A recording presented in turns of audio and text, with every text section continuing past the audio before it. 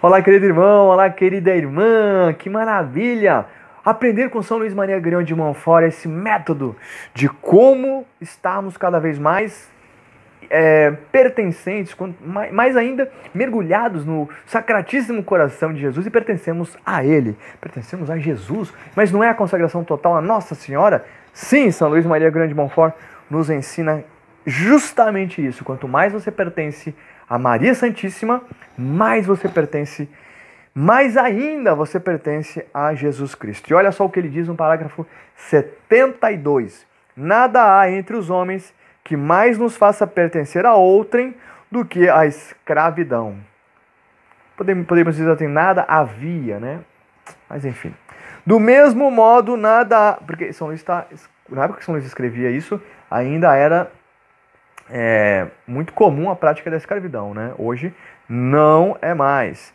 E ele continua, do mesmo modo, nada há entre os cristãos que nos faça pertencer mais você quer pertencer mais absolutamente a Jesus Cristo e a sua Santa Mãe?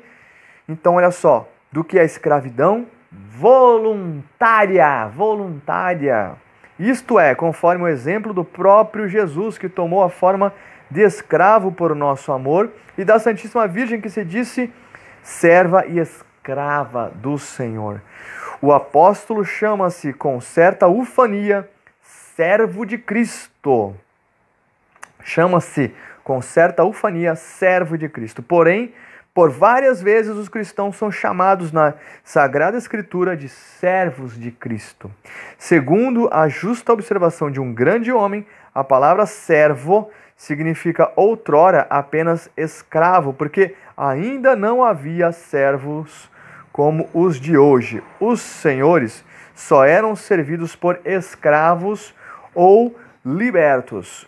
O Catecismo do Concílio de Trento, para que não reste dúvida alguma sobre esta nossa condição de escravos de Jesus Cristo, exprime-se por um termo que não se presta a equívocos. Chama-nos escravos de Cristo.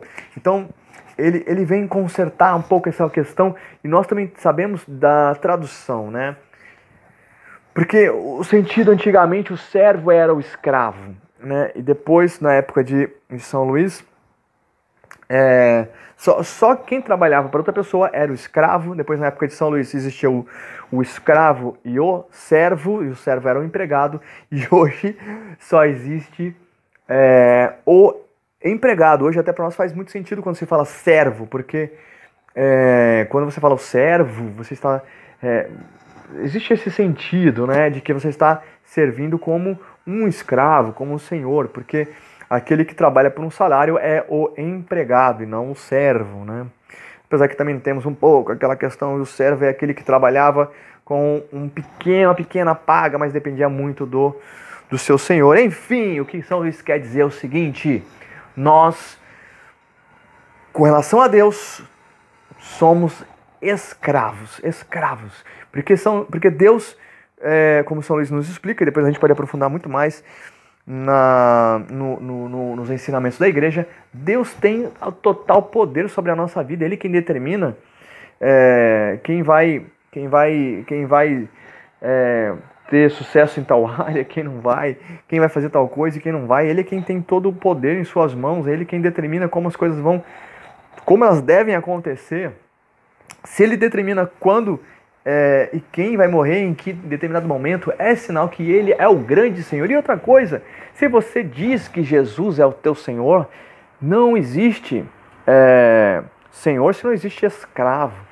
Se ele é o seu Senhor, você é o escravo dele. Se Nossa Senhora é a sua Senhora, então você já é escrava dela, sim. Ou então ela não é sua Senhora. Querido irmão, simples assim. Medita nisso. Deus abençoe você. Salve Maria!